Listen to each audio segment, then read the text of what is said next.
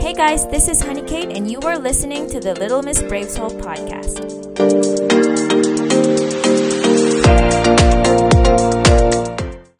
Rejection sucks. I know. What a title. Pretty intense there. But there's really no way around it. It's painful and the intensity varies depending on the delivery, if it's even delivered at all. Talking about being ghosted. It does suck. I got 3 in the face back to back a couple of weeks ago. And mind you, those were in my first times. I felt like I'm a repeater on this class and my professor would be like, you still don't get it. I just couldn't figure it out. I still struggle. And if we all are completely honest, I'm pretty sure I'm not the only one who struggles with this. For some weird reason, I start seeing it in others. I have seen some of us, myself included, uncompassionately reject others just because it's been done to them and because this has been going around so much, it started to be the norm. I think that's a problem. I don't know about you, but I'm the type of person who seeks answers. I'm nosy and I want to know what's going on, how things work out, why things didn't work out. So I've read, observed, and asked around on how to deal with it. Like, what am I supposed to do after being rejected? And I don't settle for motivational quotes and Instagrammable posts, anything like that. I want solutions, and I was personally desperate for healing. I didn't care if it meant, getting my hands dirty, ugly cry about 5 times a day because I have to unpack my pain. I was just done. The pain of rejection has made me angry, depressed, socially awkward, and unable to set healthy boundaries. Like, I allowed sexual sin to get a hold of me because I was afraid I wouldn't be chosen. I still wasn't. So yes, ladies, taking your clothes off could never guarantee love, acceptance, let alone a commitment. And there was also a time that I said yes to a job I am not passionate about, ending up a slave to burnout, petty power trips, procrastination, and discontentment. So, I proceeded to search for answers. I've heard people tell me to just let it go, but I think there's a danger to that if it's not done right, because that might be mistaken into actually just suppressing your feelings, not dealing with it, and project it on others like you're a ticking time bomb with all these unregulated emotions bottled up inside you. I've also tried distracting myself through activities which I believe is helpful if they are healthy, but I still find this to only have helped me on the surface. A temporary soothe.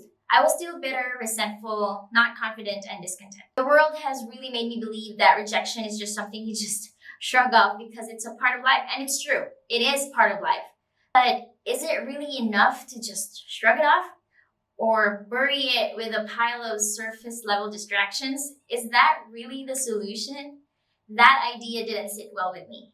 I then heard a pastor in my church say that if you pray for wisdom, you will get it.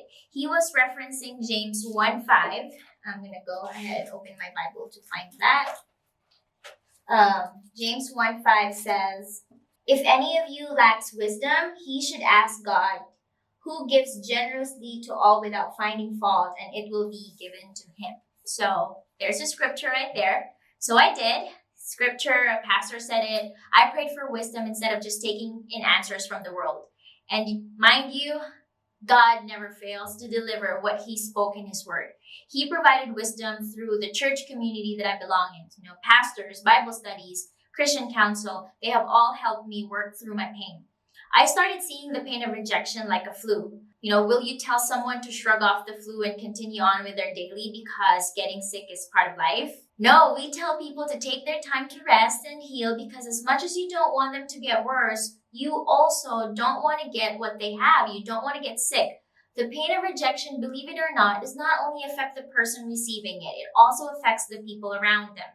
So do you really want to go on carrying this pain with the tendency of hurting others in this one life you were given? Or do you want to live free? Free to love, free to receive love, free to live your purpose, free, Free.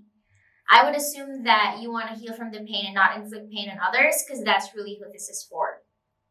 So today we will be unpacking 3 big ideas on what we can do to heal with rejection through the lens of God's grace, which is always better. And we are going to use Jesus, who faced the greatest rejection of all, as our role model. Just to frame your thoughts here on why Jesus is the role model to heal from rejection. As a Christian, I believe that Jesus faced the greatest rejection of all time. Not only are the people allowing the Son of God to die, but actually taking part and screaming, "Crucify him." So there's that. But prior to that, Jesus has already experienced little rejections here and there, even in the places where he performed miracles. Go ahead and read Matthew chapter 8, verse 28 to 34. But to give you context, this is where Jesus healed 2 demon-possessed men by sending the demons to a herd of pigs as per the request of the demons. So this is a demon's request, is for them to be sent to the herd of pigs. Like, the demons even know that Jesus is the Son of God, and they know what he can do. And then, them demon-possessed pigs went wee-wee all the way to the steep bank into the lake and died. That was not some cheap miracle there. But was he accepted after that? No, the whole people pleaded Jesus to leave. He was rejected despite what he did for them. Reading the scripture, to me, it seems like he wasn't faced. So that kind of intrigued me. Like, why are you not faced with, the entire town's rejection despite of what you did? He moved on to his next miracle and on to the next and on to the next. And then I realized that this is because he knew that his work is not to please others, but to please God. John 5, verse 30, he said, "By myself I can do nothing." He could just show himself as God because that's easier, but he came here on earth to set an example on how to live as a human dependent on God and living to please God. That is why I'm using him as a role model. He is showing us that we can allow God to work in us and through us, and yes, regardless of how we feel, believing in faith that it will all work out in the end. I know it is really very hard. I can't tell you how many times I've cried asking God to take away my pain after being rejected, but he didn't, because he has a better plan. And I would encourage you to trust God on that. He is with you in your pain, your healing. And because he is with you, you win in the end. Not against other people, but you win in life, achieving whatever it is God created for you, because no pain is holding you back anymore. So with that said, are you ready for the 3 big ideas? Well, buckle up. Here we go. Number 1, first big idea. Drop the pretense and come as you are. Jesus knew the crowd who praised him one day is about to scream, "Crucify him" the next. We are going to read Matthew chapter 26, verse 37 to 39. And we're just going to unpack this scripture real quick. So it says in verse 37 that he took Peter and the 2 sons of Zebedee along with him, and he began to be sorrowful and troubled. So in verse 37, he began to be sorrowful and troubled. He felt his emotions. Then in verse 38, he goes, "Then he said to them, 'My soul is overwhelmed with sorrow to the point of death. Stay here and keep watch with me.'" So verse 37 is still written in black, but verse 38 is already written in red, which means he spoke his emotions, which is a signal that he is acknowledging how he feels. He's not pretending he's okay. And then he prayed about it with a heart of surrender and obedience in verse 39. Because it says, going a little further, he fell with his face to the ground and prayed, "My Father, if it is possible, may this cup be taken from me, yet not as I will, but as you will." So in that scripture, Jesus had these emotions. He was sorrowful and troubled. He felt it, he spoke it, he prayed to God about it. We usually don't know when we're going to be rejected because people can love bomb us one day, then walk away the next, congratulating us for our hard work, but then choose someone else for the position we want so bad. So as much as this is a painful experience, this is really painful to experience, we really have no control on what other people choose to do. So we will just focus on what we feel right after the rejection. We're going to process our own pains because we can't control what other people will do. No matter how much we deny it or try our best not to think about it, we are usually left in this anxious space where you are thinking how you're going to get through the next day. I'm not talking about the what now moment. I'm actually talking about that space where you know that you are going to be sad today, tomorrow, and most probably in a few days. Let's face it, the pain of rejection will not go away in 2 seconds, let alone overnight. We know this, we deny it. That is why we find ways to suppress it, because we know it's coming.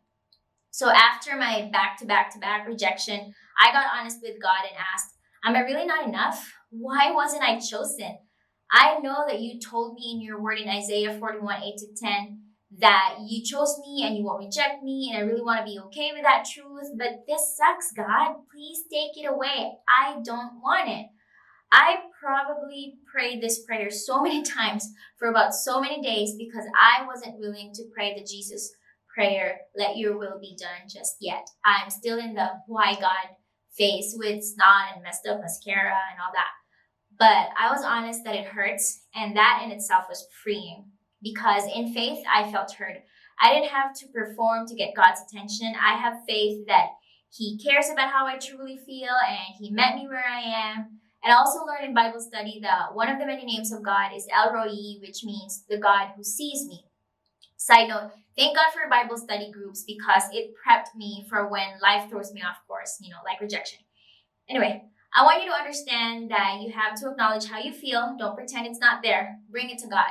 So, self-awareness under God's grace, backed up by scripture, is a spiritual weapon. Let me say that again. Self-awareness under God's grace, backed up by scripture, is a spiritual weapon. And that Jesus prayer, that your will be done prayer, puts your heart in the posture of surrender, allowing God to work in your pain and use it for the good. That's actually what He did to me at Barnes & Noble's. This is my story. I just dropped off my kids in school and went back home. I took a nap because it was yet again a sleepless night, but then I woke up like 3 minutes after. Not even a hot second. The pain of rejection hit me and I started crying. And this time, it's been weeks. I got annoyed that I'm crying and I was tired of it. That's when I told God in my honest moment, I'm tired, God. I'm a single mom, unemployed and heartbroken, but I won't ask you to take this pain away this time. I just want you to tell me what to do. Let your will be done. I finally prayed the Jesus prayer.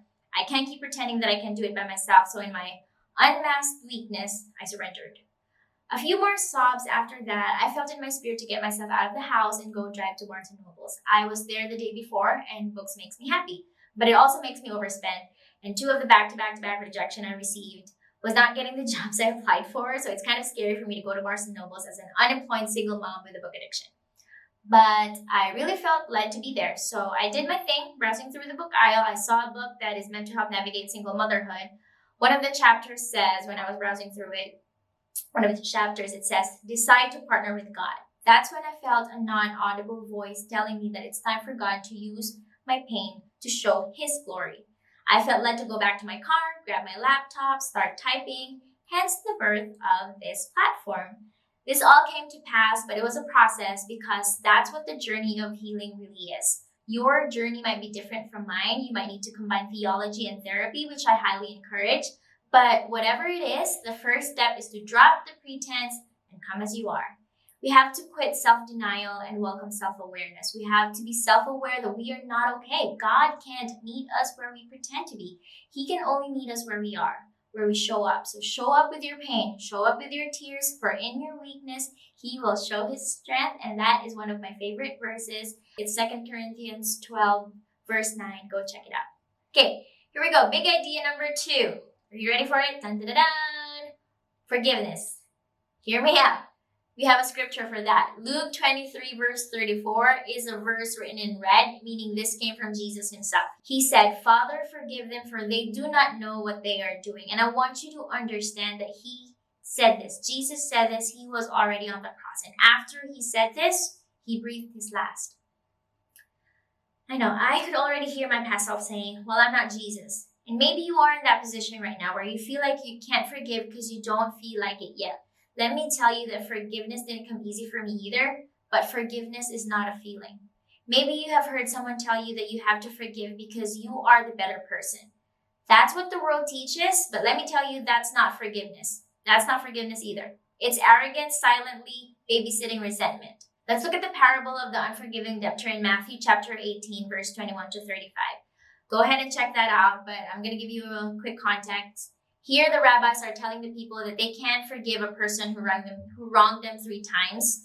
And Peter, thinking he was being generous, was asking Jesus if 7 times is enough. But Jesus answered, nope, that's not enough. It's actually 77 times. He then proceeded to tell the parable about the king forgiving a servant for what he owes.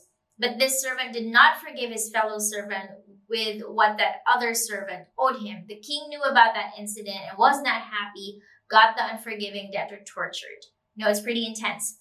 So first of all, before we unpack that parable, forgiving others is a command from God, and commands from God aren't to harm us, but to protect us and keep us within His loving presence. Referencing back to the parable, let me ask you this. Have you ever been in a position where you did something and you were forgiven? If you are perfect, you probably can't relate. But for people like me who seem to mess up more often than not, I want you to remember how you felt in order for you to trash the idea that we forgive because we are better.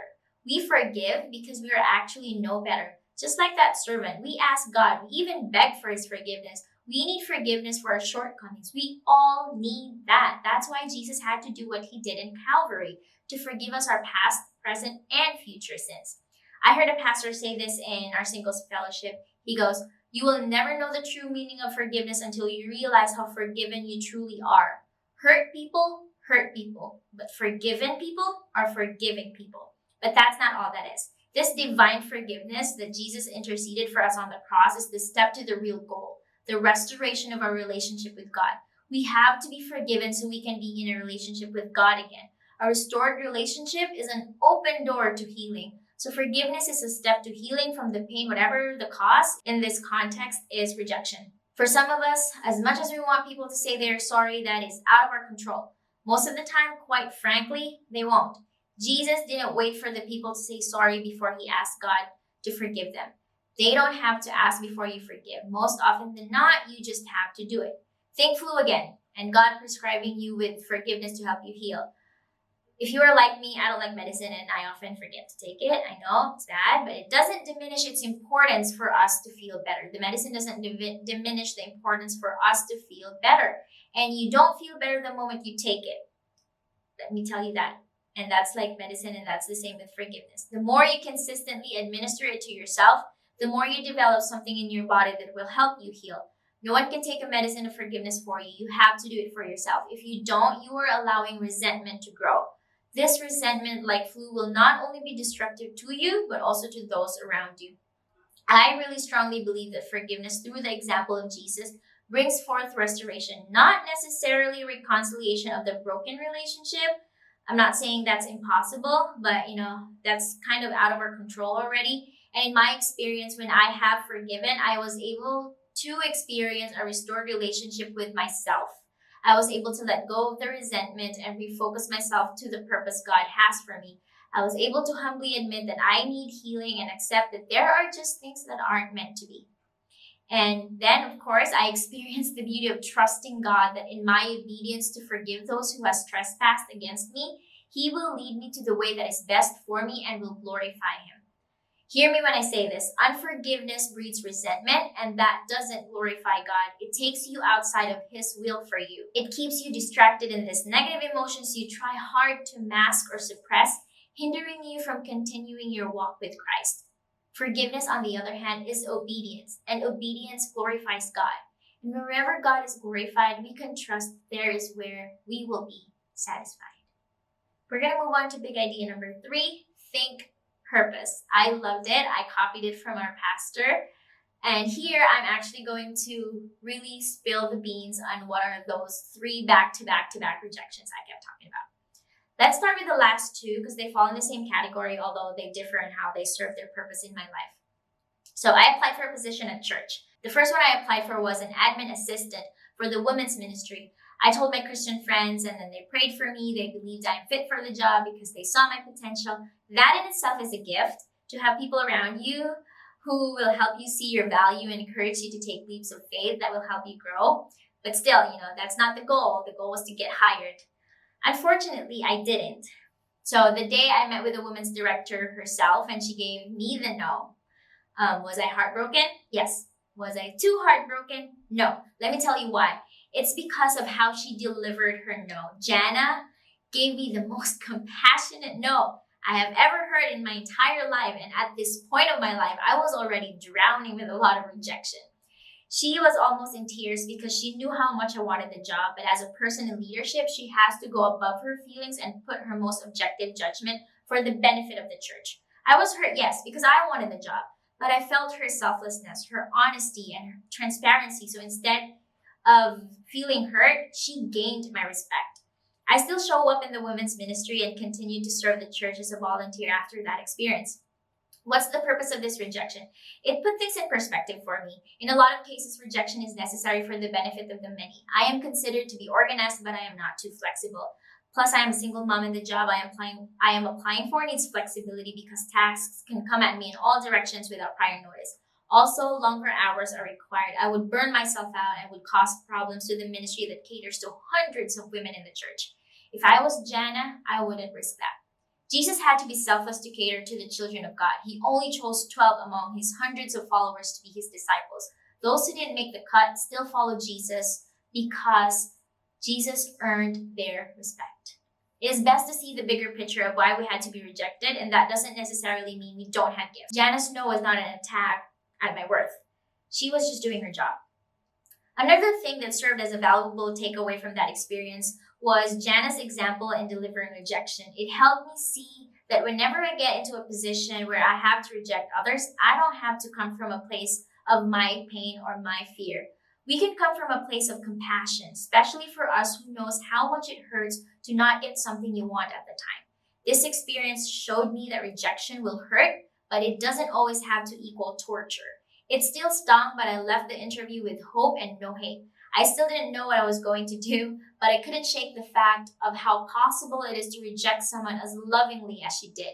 This rejection story helped hone my character to strive for compassion the way Jesus was compassionate for all of us, whether or not we deserve it. So my next rejection, actually it's my third rejection story again. I put the first two together and then I'll tell you the first one later on. It's another position I applied for, which is a project coordinator at the church. I didn't want to apply for this job, but the pastor at our singles ministry, where I volunteer as the creative arts captain, encouraged me out of his desire to help me because, again, he saw my potential while volunteering at this ministry. He actually called the communications director and hyped me up. Unfortunately, it was another no, not because they think I don't fit, but because they already hired someone a few days back. So I was like, I could blame myself for trying, and go into pity party mode. But we also have the option to, again, big idea number 3, think purpose. I asked God why another rejection? If I can't get a job, then what does he want me to do? I was already working on Rejection Sucks, this platform, and I believe that the purpose of this no is to serve as confirmation that I'm on the right track and using my gifts in writing and creative arts to do what God has called me to do. Okay, here goes the last rejection, which actually happened prior to the other 2 I already mentioned. It was a rejection from a guy who chose someone else. Mind you, I already went through 2 divorces at this point, so this should not have bothered me. So why in the world would I cry over a situationship? Yes, we weren't even official, but I could not shake it off. I sought wisdom and God gave it to me through another pastor. He sat me down and asked questions to get perspective. He proceeded to pray for me, and then he said, I'll never forget. It's time for you to treasure hunt. And see what God is protecting you from. It's not going to be easy, but it's going to be worth it. I did that. It was very painful. Really, really painful.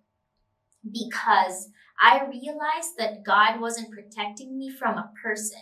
He was protecting me from a pattern I became a slave of. I put my identity in relationships. I had identity trauma. The reason I was able to get over my first husband was because my second husband came along. The reason I was able to get over my second husband was because this guy came along.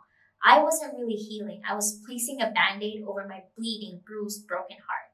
There are people brought into our lives and God allows to leave for reasons we will never know. And as much as we don't want them to, they will move on because they can. And not everyone you meet is a Jana who will provide you with a compassionate no, if you even ever get a response. So what would Jesus do? Jesus was rejected by his own disciple who has walked with him side by side for years. Peter rejected Jesus not only once, but 3 times in Matthew 26, verse 69 to 75. This and all of the rejection Jesus faced did not stop him from fulfilling his purpose. He kept going because his identity is not in a person or a relationship. His identity is with God who gave him his purpose, who was with him all the days of his life, whom he knew that if his Father is not with him, he can do nothing. Jesus was showing us an example of where our identity should lie, to the God who will never leave us nor forsake us. There are times when I would feel lonely and would try to prove my worth by downloading a dating app for the sake of having someone see me, hope that they'd compliment me so I can feel good, so I feel worthy. But I would feel in my spirit Jesus reminding me that he already died for my worth. There's no need to prove it. I have nothing against these dating apps. I just know that it's not for me at this time. So what is the purpose of this rejection? The purpose of this rejection was deliverance.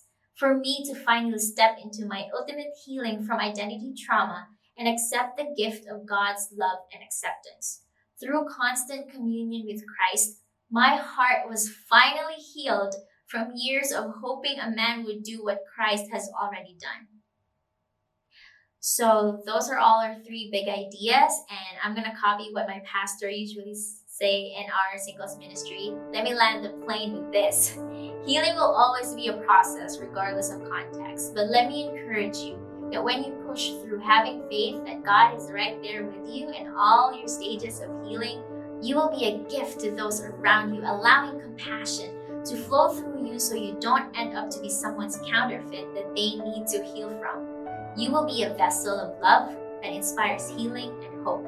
Rejection sucks, yes, but God is sovereign, and He loves you so much that He doesn't want to leave you sulking in resentment.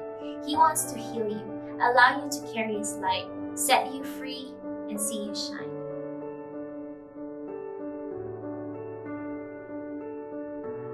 Thank you so much for watching or listening to this week's message.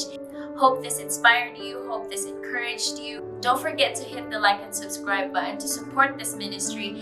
And you can also share this so we can continue to amplify the word, nurture the hurting, encourage the healing, and glorify God. Have a wonderful day. Bye.